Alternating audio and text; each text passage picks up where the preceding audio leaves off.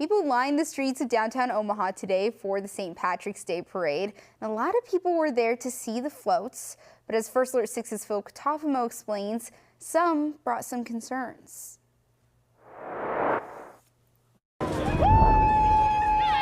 While many were out enjoying the St. Patrick's Day parade, a collection of business owners and neighbors grabbed signs and handed out flyers to talk about what's happening only a few blocks away. We wanted to kind of raise awareness and let everybody who is visiting downtown, who may not live down here, let them know exactly what we're going through. Clark Ross owns Mercury at 16th and Harney.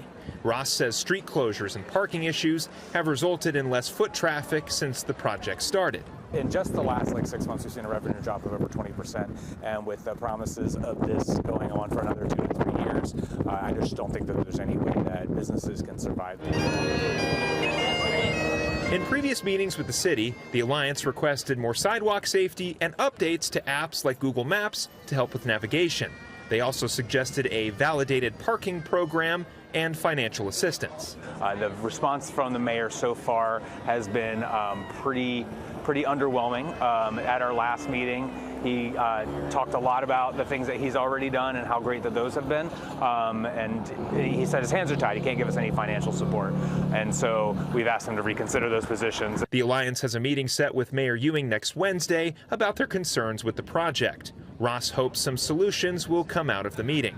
If he says that, no, we can't do exactly what you're asking, but these are things that we can do, we would love to hear it. We'd love to hear any solutions that the city has to put forward. We offered them solutions, and instead of coming up with their versions, they just said no. Ross says the Alliance is looking into options to possibly escalate things to the state level if an agreement can't be made.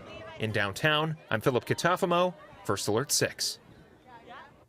We asked the mayor's office about the situation ahead of next week's meeting. Mayor Ewing released a statement saying, quote, "The city of Omaha is committed to listening to and working with business owners in the streetcar corridor to provide impactful support during construction. What will help these businesses more than anything is the support of our community. They will benefit greatly once the streetcar is built, but we have to get them there together."